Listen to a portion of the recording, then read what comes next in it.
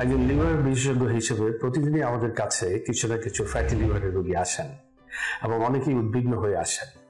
এই fatty liver আসলে কতটা উদ্বিগ্ন হওয়ার মতো এ নিয়ে সংক্ষেপে বলছি। আপনাদের সাথে আছি আমি লিভার বিশেষজ্ঞ ডক্টর ফয়েজ আহমদ খন্দকার।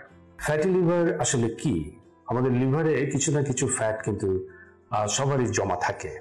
এই ফ্যাটের পরিমাণ যখন স্বাভাবিকের চেয়ে বেড়ে যায়, বলা হয় যে লিভারের ওজনের 5%-এর বেশি যদি ফ্যাট জমে তখন একে বলা হয় ফ্যাটি লিভার। কি কারণে এটি হয়? বর্তমানে দেখা গেছে যে ওবেসিটি বা স্থূলতা, অর্থাৎ আপনার উচ্চতার চেয়ে যদি ওজন বেশি হয়, সেটি হচ্ছে ফ্যাটি লিভারের অন্যতম প্রধান একটি কারণ। এছাড়া ডায়াবেটিস, বিশেষ করে অনিয়ন্ত্রিত ডায়াবেটিস যদি থাকে, হাইপারটেনশন বা হাই ব্লাড প্রেশার যদি থাকে, রক্তে যদি কোলেস্টেরল কিংবা ট্রাইগ্লিসারাইড চর্বির আধিক্য থাকে, তাহলে দেখা গেছে বেশিরভাগ ক্ষেত্রেই এই ফ্যাটি লিভার হয়। এবং সে কারণে এই ফ্যাটি লিভারকে বর্তমানে বলা হচ্ছে যে metabolic dysfunction associated steatotic liver disease, সংক্ষেপে MASLD। এছাড়া যাদের হাইপোথাইরয়েডিজম আছে, অর্থাৎ থাইরয়েড হরমোন যদি কম নিঃসৃত হয়, তাদের হতে পারে বিভিন্ন ঔষধের কারণে কিন্তু এই ফ্যাটি লিভার হতে পারে। আবার ফ্যাটি লিভারের একটা বিশেষ শ্রেণী আছে যারা অত্যধিক অ্যালকোহল পান করেন, তাদেরও কিন্তু অ্যালকোহলিক ফ্যাটি লিভার ডিজিজ হয়। তো আমাদের দেশে বেশিরভাগ ক্ষেত্রে এই মেটাবলিক ডিসফাংশন অ্যাসোসিয়েটেড যে ফ্যাটি লিভার, সেই পেশেন্ট আমরা প্রচুর পেয়ে থাকি। কেননা আমাদের দেশে অনেক মানুষ উচ্চতার তুলনায় ওজন অনেক বেশি বা স্থূলতায় ভুগছেন। ডায়াবেটিসের রোগীও কিন্তু কম নয়। সুতরাং এই ধরনের রোগী আমাদের যখন আলট্রাসোনোগ্রাম করেন কোনো কারণে, তখন দেখা যায় যে তার লিভারে ফ্যাটি লিভার আছে। এই ফ্যাটি লিভার আসলে লিভারের কি ক্ষতি করে থাকে? যখন সিম্পল ফ্যাটি লিভার হয় তখন কিন্তু লিভারের কোনো ধরনের ক্ষতি সাধন হয় না, এবং অনেক মানুষ শুধু এই সিম্পল ফ্যাটি লিভার নিয়েই থাকেন।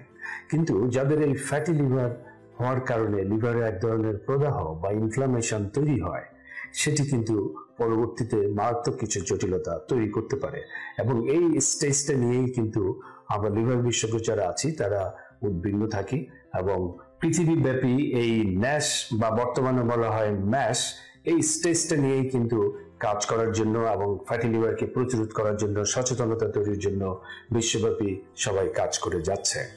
এই প্রদাহ যখন অনেক দিন ধরে বা অনেক বছর ধরে চলতে থাকে, তখন দেখা গেছে যে এদের মধ্যে 15 থেকে 20% রোগী পরবর্তীতে লিভার সিরোসিসে আক্রান্ত হয়। এবং এই লিভার সিরোসিস যখন হয়ে যায়, এটি একটি রিভার্সিবল স্টেজ এবং বলা হয় যে কিছুটা ইনকিউরেবল ডিজিজ। যদিও নানান চিকিৎসা দিয়ে আমরা এটিকে খারাপ হওয়াটার যে গতি, সেটিকে আমরা কমিয়ে রাখতে পারি এবং লিভার ট্রান্সপ্লান্টেশনের মাধ্যমে পরিপূর্ণ কিউর করা সম্ভব। সুতরাং ফ্যাটি লিভার যদি কারো হয়, তাহলে অবশ্যই একজন চিকিৎসকের শরণাপন্ন, বিশেষ করে লিভার বিশেষজ্ঞের শরণাপন্ন হওয়া উচিত। জেনে নেওয়া উচিত যে কি কারণে আপনার ফ্যাটি লিভার হলো, এবং এই fatty liver simple fatty liver থেকে এটি প্রদাহজনিত ন্যাশ বা ম্যাশ যেটিকে আমরা বলছি, সেই স্টেজে যাচ্ছে কিনা, সিরোসিসের দিকে এগোচ্ছে কিনা, এগুলো আমরা কিছু সিম্পল কিছু পরীক্ষা এবং আলট্রাসোনোগ্রাম এবং ফাইব্রো স্ক্যানের মাধ্যমে আমরা নির্ণয় করে এর সঠিক যেই উপদেশ, প্রতিরোধ এবং চিকিৎসা আমরা প্রদান করে থাকি।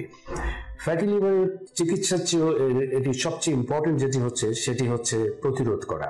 একটু আগে আমি যেটি বললাম যে স্থূলতা হচ্ছে প্রধান কারণ। সুতরাং আমাদের প্রত্যেককে এমন একটি ওজন বজায় রাখতে হবে যেটি আমার উচ্চতার সাথে সামঞ্জস্যপূর্ণ।